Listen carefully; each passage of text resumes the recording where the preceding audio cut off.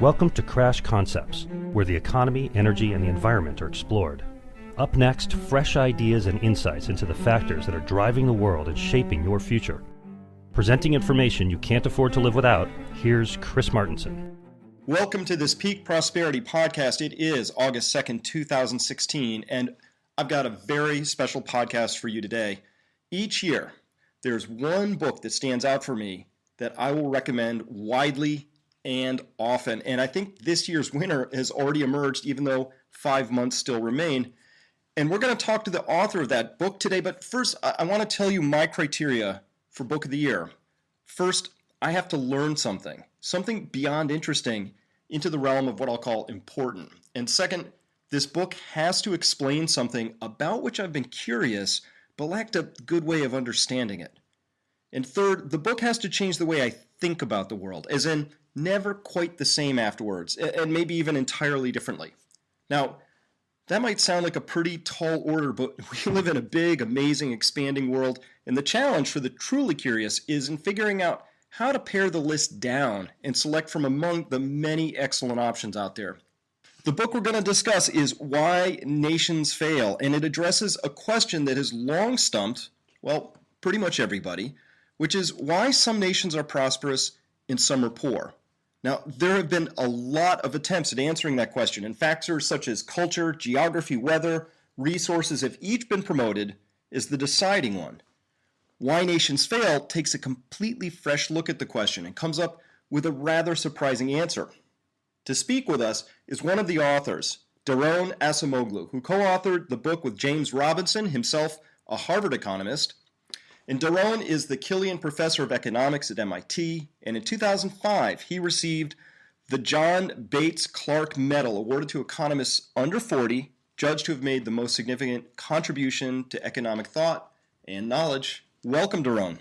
Thank you, Chris. It's great to be here. And can I hire you as my publicist for the next book? Absolutely. But wait, let's see how the interview goes first. You may change your mind. All right. I hope not. But let's start, Daron, if we could, right at the top, with really broad outlines for people listening. Some nations are rich, some are poor. Your book has a rather concise summary of why that is. What is it? So, as you indicated in your introduction, people have come up with all sorts of reasons, but ours is actually extremely simple. We say it depends on incentives and opportunities. If people have opportunities to become rich, to open businesses, be innovative, do things that are going to further their interests, and at the same time, the nation's GDP, gross domestic product, and they have incentives to do so, that's going to lay the foundations of economic prosperity. Sounds extremely simple, but the thing is that most nations don't provide those sorts of opportunities and incentives to their citizens. And therein lies the big divide. How do we summarize those opportunities and incentives? Well, we use the word institutions, the rules, formal and informal regulations, organization of society that determines what sort of opportunities are available to different people, to people from different walks of lives, and what sorts of incentives they function under. So let's talk about that for a bit, because here's what really struck me, the piece that really crystallized for me in your book is this idea that we really have to understand the institutions, as you just mentioned, the political and the economic institutions. So let's get specific about this. Latin America versus, say, Canada and the United States. Seemingly both with good geographic positioning, both with natural resources, but very different trajectories. What was it about the institutions, say, in Latin America that you would say begin to help us understand why there have been such different outcomes for these two areas? Yeah, I think that's one of my favorite examples also, because it is in some ways easier to understand because institutions both in the south and the north of the continent are shaped by their colonization experiences. When the Europeans arrive at the end of the 15th century, there are some notable differences within the continent, but nowhere of the order of magnitude we observe today. There are some civilizations in the south, in particular, the Aztecs and the Incas, that are much more complex, more developed, and nothing of the sort in the north. But the living standards are not hugely different. But then you have, for reasons we can get into in a second, but let me give you the brief answer. We have that very different sets of institutions are imposed on the areas that make up Latin America today, what we call extractive institutions.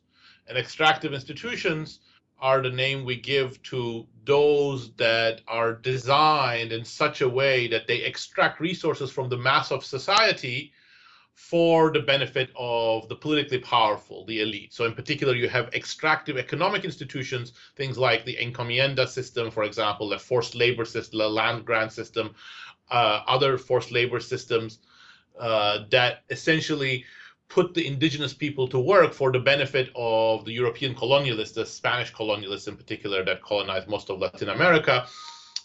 And these are in turn supported by what we call extractive political institutions, a political system that concentrates power in the hands of the same people who are benefiting from the same economic institutions, and does not introduce any sorts of checks and balances or constraints coming from society on the exercise of that power. For reasons that have very little to do with the good-hearted or enlightened nature of the English who colonized the North, very different sorts of institutions developed in the North. It has very little to do with their enlightened nature, because the English wanted to emulate the Spanish and wanted to do exactly the same thing, but they failed. And instead, you have what we call inclusive economic institutions supported by inclusive political institutions emerging in the North. So inclusive economic institutions, for instance, their basis is private property in land, which sort of gets introduced at the beginning of the 17th century. No such thing existed in the English colonies or colonial attempts before, and in the Spanish realm, because everything was the crown's property.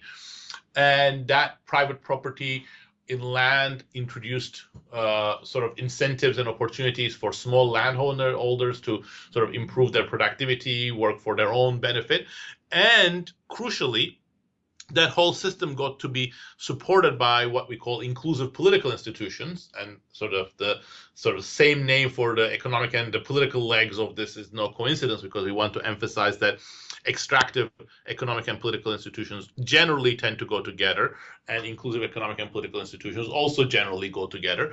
And the inclusive political institutions were much more self-governing institutions, such as assemblies at the local level, culminating in national institutions, of course, after the Articles of Confederation and the U.S. Constitution and so on. And they opened the path to very different development experiences. If you look at the development of Latin America, for example, Mexico or Peru, such as it is because there wasn't much of economic growth or economic development for long periods of time, it's very much based on monopoly. It's very much, grants given by whoever is politically powerful, either agents of the Spanish crown or generals who were ruling the colonies at the time. And then, people who get these opportunities are very much the privileged, and they exploit it as monopolists generally do. And there is very little sort of ability for the common folk to sort of take part in economic activities and rise up. And you contrast that to the United States, especially in the northeast of the United States. You see a very vibrant economic scene where people, regardless of which walk of life they come in, are able to jump in. They become entrepreneurs. They become innovators. They become, owners of factories, exporters, commercial sort of men, and that sort of fuels a technology-based, productivity-based economic growth, which is, of course, defining for the 19th century and then later 20th century U.S. economic growth. Now, if I have this story right, you're saying that to understand, say, Peru today, or anybody, not to pick on Peru, but anybody in Latin America, we have to go back to the 1500s because we need to understand the original system that was birthed in that moment. And as I understand it from your book, which really caught me, was this idea that there was this highly extractive model that was being run. This is what the Spaniards understood in the 1500s and the Portuguese. And they would go to a place, of course, extract all the gold and silver that was available. That's fine. But once that's done, the resource was human capital that could be used to farm. And so they would allow, if I could, paint with a broad brush, allow enough of the farming produce to exist with the populace so they basically could reproduce and not die. But the rest, the surplus, would be harvested off. And that was the model. So it was a highly extractive model which gave no individual property rights, no incentives for personal development, no incentives even for necessarily bringing in new technology. The model was really just one that extracted the labor of humans, and that's what they understood. Is that fair? So that's an excellent summary, and the key thing is exactly like you say. These extractive systems have very little inducement for people, for society to increase its productivity, and you see that in places like Barbados, which were based on an extreme version of the system you described, slavery. Or you see that even in the U.S. South before the Civil War, and to some degree even after the Civil War, even when these places are economically thriving, for example, the Caribbean plantation colonies such as Barbados, Cuba, Haiti, they did extremely well for a while because sugar was a very, very valuable commodity in the world, and U.S. South did very well, cotton, tobacco. But even during that period, they had very little in terms of productivity improvements, very, very, very little in terms of innovations, and as a result, even if they could generate some surplus, that did not translate into economic growth.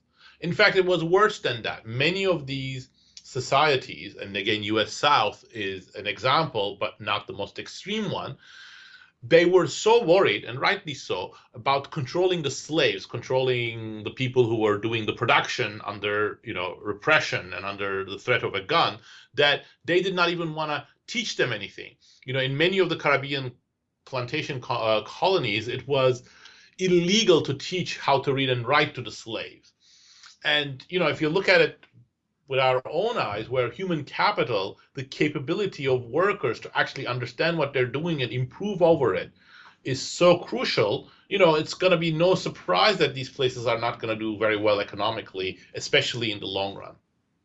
Now, that critical bit of difference, though, that I loved in that book where you described where there was a culture that sort of was allowed, if I can use that term, for the Spaniards to come in and have their way. But at Jamestown, the Virginia Company was coming in and wanted to run that same model. I think you alluded to that earlier. They weren't any more enlightened, I think you said. They said, hey, here's a model. You go in.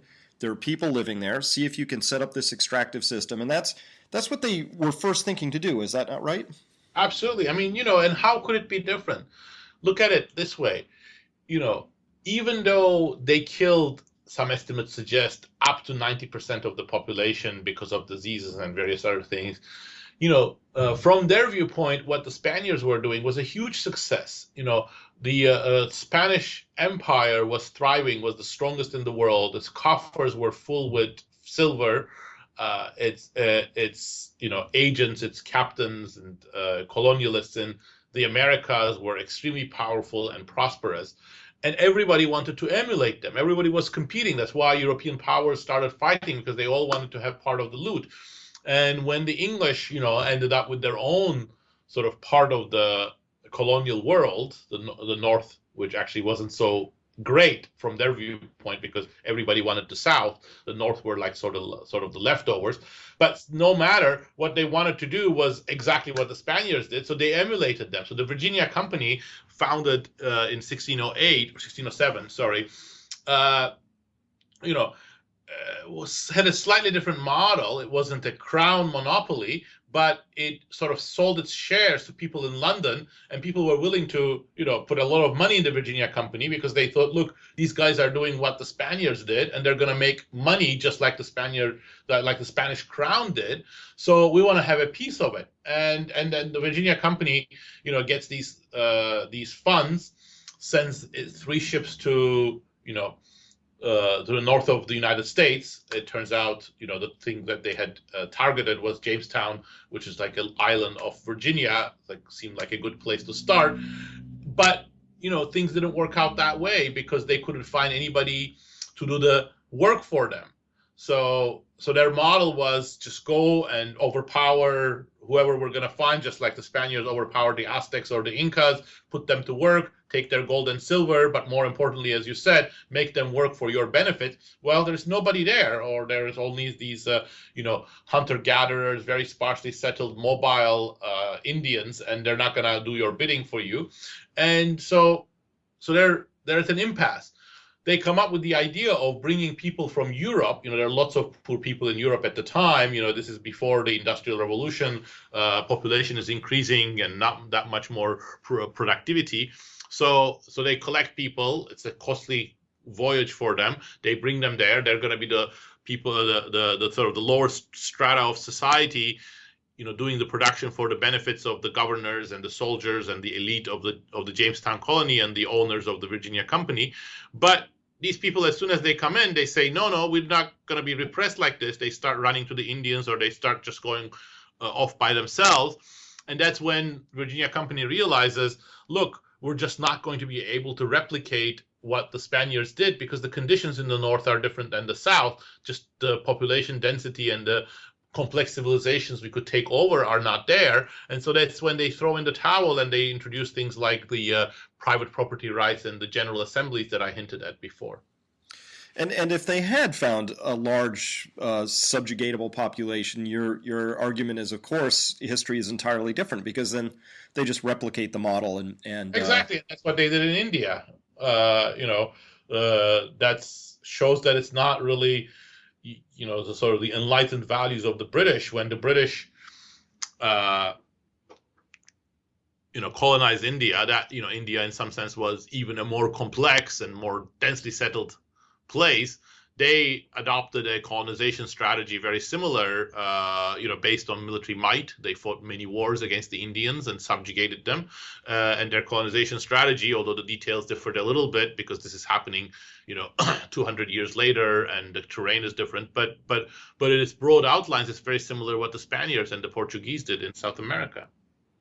Yeah. So the emerging pattern here then is that when individuals are properly incentivized, you can have things like rapid increases in productivity and bursts of creativity that come through a new technology and other things like that. That the story of history is really one of fairly minor differences a long time ago, resulting in these wildly different emergent behaviors. But that when we parse back through that, we can see that the piece that's really seems to be the critical bit here is that unless individuals are appropriately incentivized, whatever system you install around them either has a limit it can't get beyond or is just destined to fail at some point. Absolutely. So if I could paraphrase what you've said, our thesis is that everywhere, geographically and historically, what matters are the institutions and the incentives that they create. So if you want to understand modern day Egypt or North Korea or France or Argentina, you have to look at how their institutions are structured today and what sorts of incentives, what sort of opportunities they provide to their population. But in many cases, not every, but in many cases, those institutions are shaped historically. They go back to a time where small differences during critical periods, what we sometimes call critical junctures, created some cumulative process of institutional divergence between many of these societies, and that's where we see their sort of institutions being shaped. And so that's why we have to look at the historical process of institutional formation. So you cannot understand modern day Mexico, you cannot understand modern day Haiti, you cannot understand modern day United States without looking at how things worked out in the first 100 years or so after their sort of modern history started with the colonization attempts. But if you want to think about, say, European nations, their histories, of course, were not shaped just in the last 5 years. You have to go back even further to 12th century, 11th century, perhaps even earlier. But, for some other cases, there are, key events that have taken place over the last 60, 70 years. The example we sort of talk about in the early chapters of the book is South versus North Korea, where a fairly homogeneous nation is suddenly broken into two at the 38th parallel because of deal between China, Russia, and the United States. And now you create, during that their own critical juncture, two societies that are so different, and then you see them diverge because their institutions are so divergent. And those critical junctures, of course, history is littered with them, and no guarantees, right? If you approach one, that you'll go to the north or to the south in the Korean example. That's where human agency matters a lot. Small differences matter. The key characters matter. Sometimes leadership plays a central role.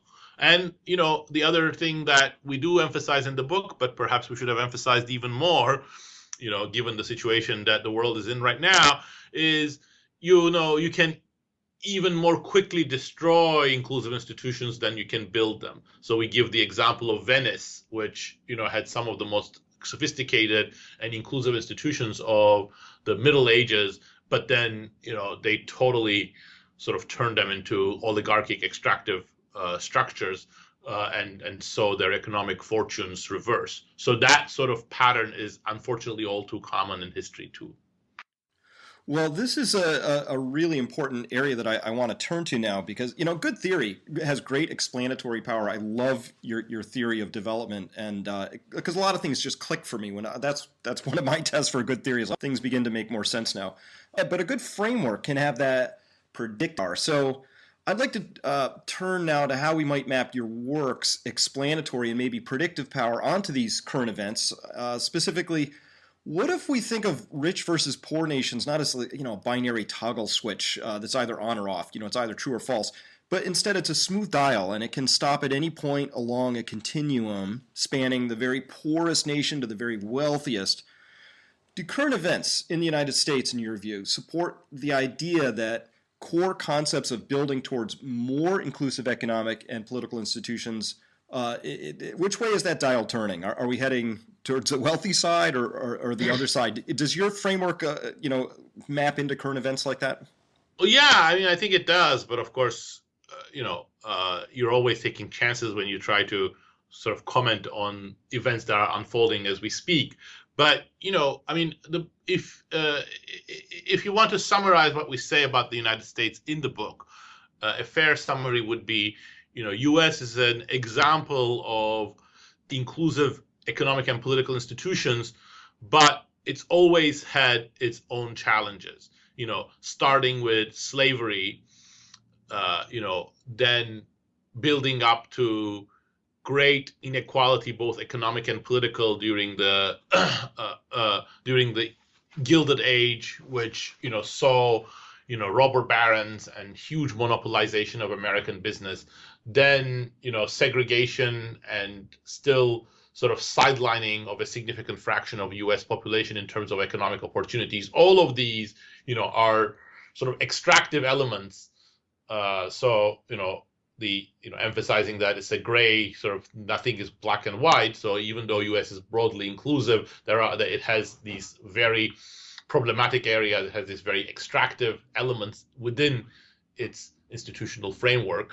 But what it has done until now is it has, not smoothly, but after some struggle, after some back and forth, has been able to solve some of the major problems that it was facing.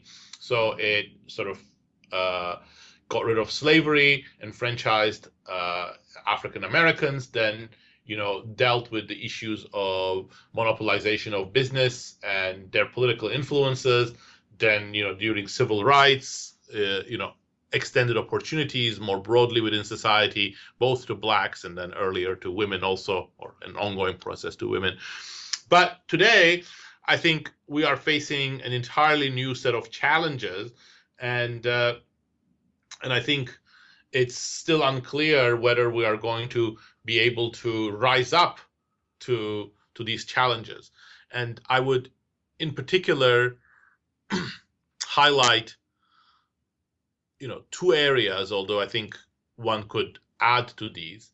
One area that I would highlight is that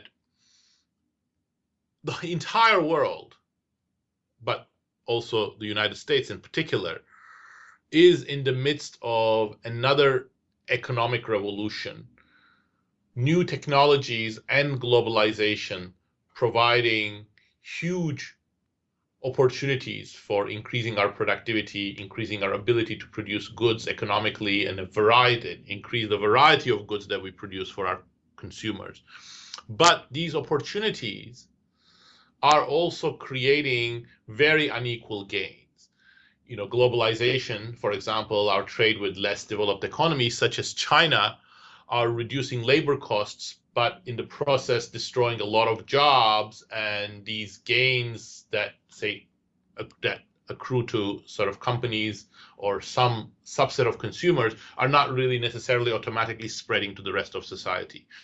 The problem is even more dire when you come to new technologies such as artificial intelligence, robots, which are coming online right now, but over the last 25 years, we have a broader process of automation going on, which again took a lot of jobs and made them more efficient, but in the process created both unemployment and downward pressure on the wages of a significant fraction of Americans.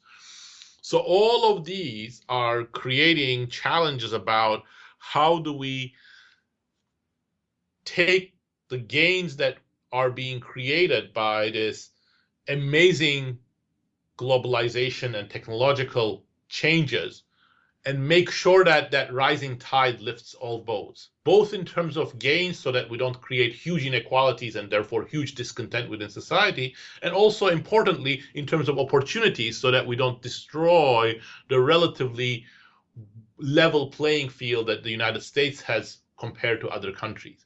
So that's the first challenge. The second challenge, perhaps not unrelated, is that every society continuously struggles with limiting political inequality. Politically inclusive institutions, which I mentioned earlier on, they rest on the premise that no single individual or no group of individuals is going to become so powerful as to dictate the political choices of society. One person, one vote, one person, one voice. Of course, it's not going to be perfect, but broad distribution of political power. Well, that's never true in any society, but it also becomes harder and harder sometimes as certain groups, certain individuals start accumulating more political power. I mentioned Venice. That's how the decline of Venice started. Some people said, okay, we're going to monopolize the Venetian parliament. We're going to not allow other people to come in and become politically powerful actors in this society. And then the whole thing unraveled. So in the United States, we have the same thing coming from the fact that, money matters a lot in politics. A lot of people have become disinterested in politics. A lot of people don't have their voices heard in politics. And I think, how do we create the institutional structures to make sure that society maintains its economic vibrancy while at the same time the economic inequalities that are inevitable in an age of major economic transformations, so we make sure that they don't translate into huge political inequalities. Now, Daron, as you wrote here on page 113, and I'm speaking to your probably a little bit to the first and the second challenges you just mentioned, you wrote here that in Venice, they ultimately transform themselves into extractive institutions under the control of a narrow elite that monopolize both economic opportunities and political power. It was a number of years ago, I was interviewing a senator and noted that 90% of the letters they had received at the time in 2008 had been heavily against the idea of bank bailouts. And yet, of course, we had bank bailouts. And so this is one of the key pieces that I'm feeling at this point in time. You talk about the economic and political inequality, it really seems that this statement you said about a narrow elite beginning to monopolize both the economic and political power, that's the part, at least in the financialization of our economy, that most, I think, is obvious at this point in terms of being fairly extractive and non-inclusive. Absolutely, absolutely. And I think, the zenith of this came this year when, Sheldon Adelson made Republican presidential hopefuls come to his home and, make sure that they all, swore their allegiance to his policy agenda. I mean, how can that be true in a politically inclusive society? Well, that's a pretty obvious example with Sheldon, but that same story is being played out, I think, very aggressively across the political landscape at this point. Absolutely, no, it's not. I mean, I certainly didn't mean that this is specific to Republicans. I think Sheldon Adelson is an extreme case, but the same is true for Democrats. So, two political scientists, Martin Gillens and what's his name? Now I'm blocking.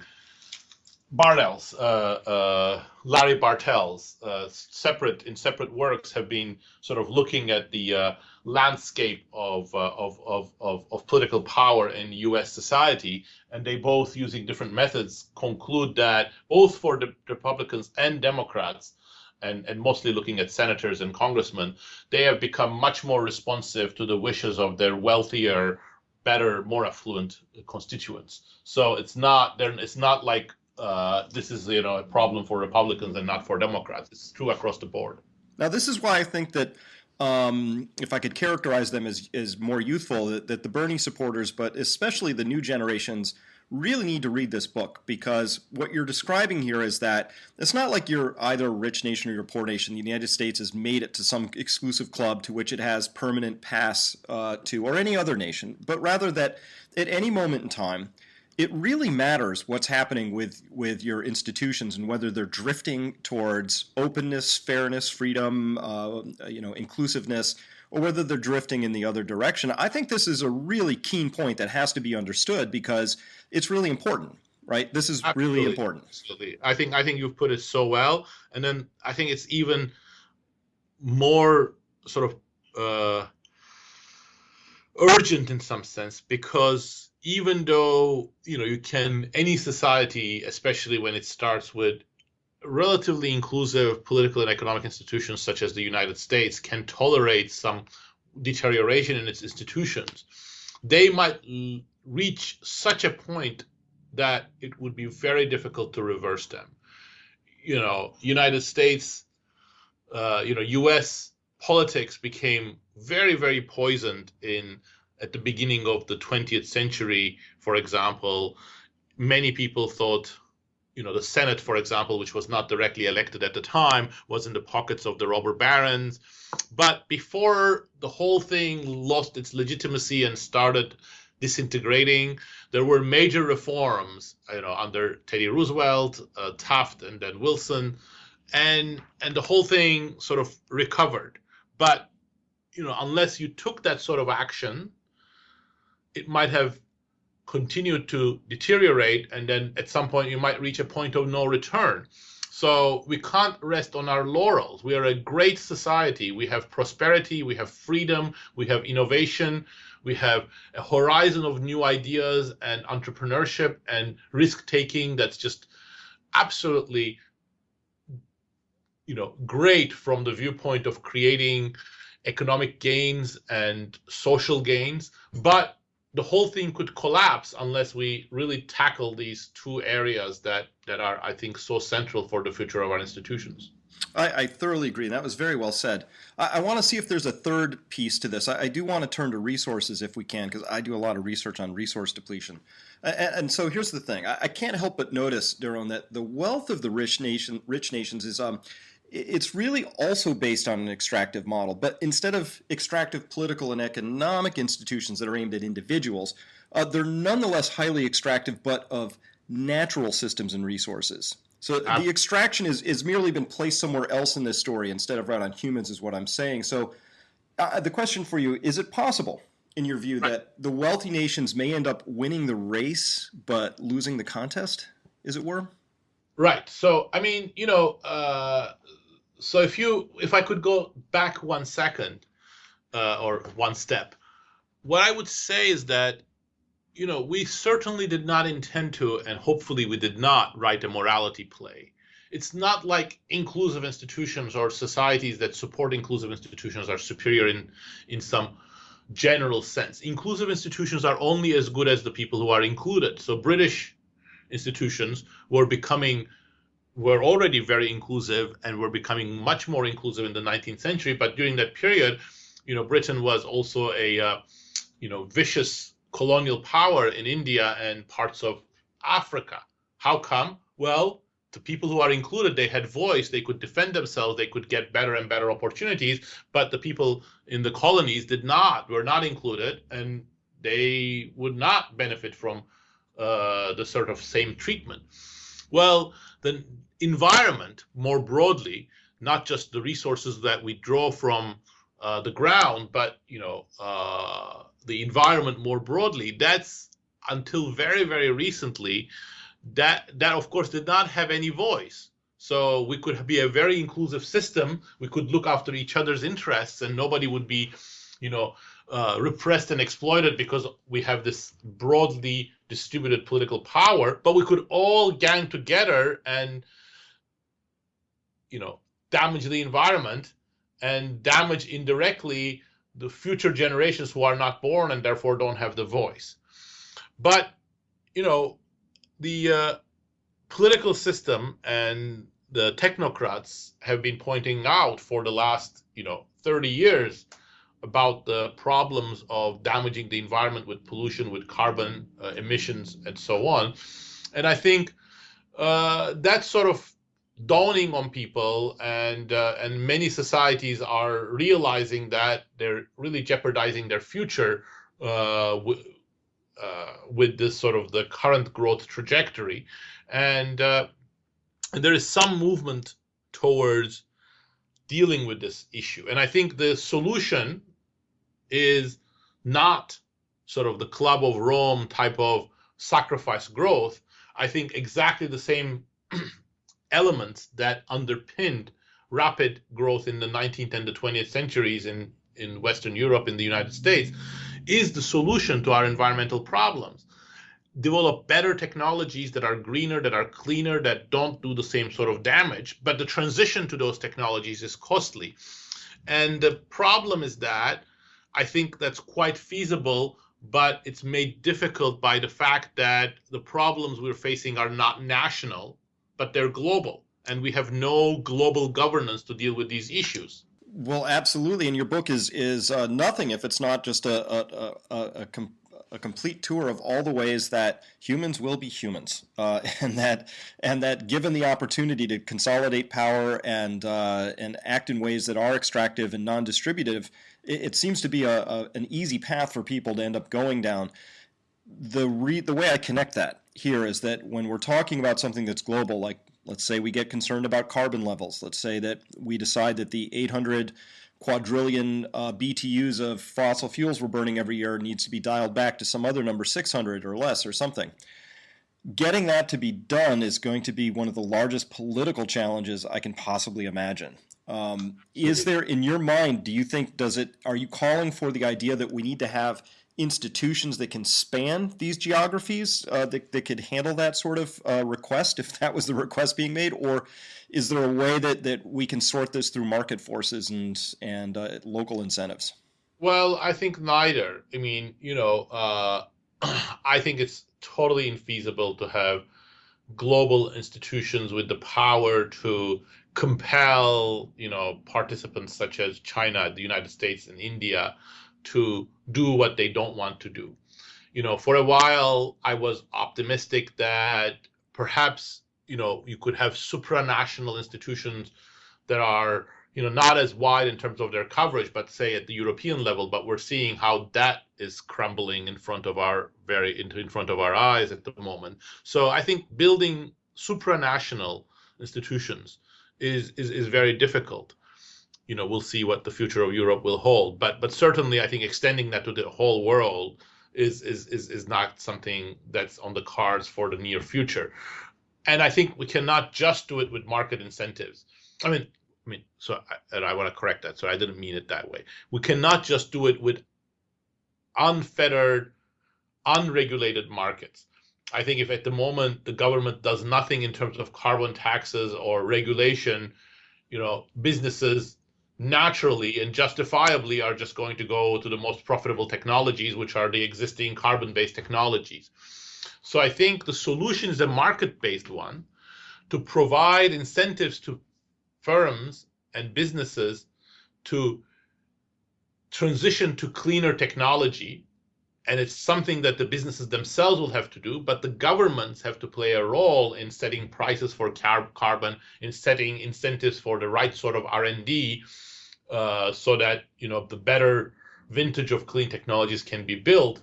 But in the absence of these global institutions, that has to be done voluntarily with different countries selfishly coming together. So finding a common ground between the United States, China, and India, as well as Europe.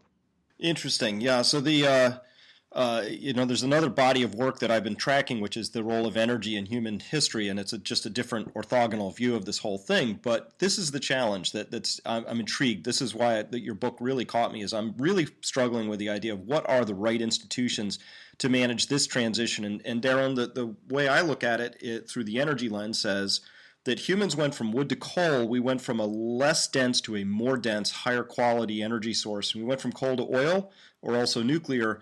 Again, we made the jump from a less dense to a more dense, just a more wonderfully concentrated energy source.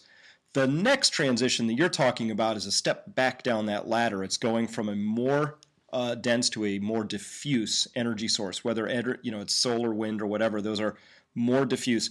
That the capital costs involved in going backwards on that, just from a physics standpoint, is extraordinary. And so there'll be a lot of behavioral changes, a lot of convincing to have people do, but the fossil fuels are the easy button. Hitting these alternative technologies is going to be a much more complex, not undoable, but certainly a much more complex challenge that will require a lot of thoughtful rather than an easy response. Absolutely. I agree with all of that. But the only silver lining is that even without major incentives, you see consumers in Europe and also to some degree in the United States doing lots of things in order to facilitate that transition, going towards clean energy in their houses, going towards hybrid vehicles. Recycling is like a huge success for, that's essentially consumer driven. So I think that's the only silver lining, that, it seems like in some sense, at least a significant part of the population in the developed world is ahead of its politicians. Interesting. Well, let's keep our fingers crossed for more of that. And for everybody listening, the book is Why Nations Fail. It's brilliant. It's readable. It's my book of the year. And if you read it, it will make you smarter, and it's going to change how you see the world. It's really been a treat to read, and I can't recommend it highly enough. I already have. So thank you, Professor Acemoglu. It's been so great talking with you, and all the best. And I hope this book just continues to sell well and go far. Thanks very much, Chris. It's been my pleasure to talk to you, and hopefully we'll have a conversation about our next book also in the next few years. Oh, I'd love to. Do you have another one on the way? We're working on it, so it won't be out for another 2 years or so. All right. Well, looking forward to it already.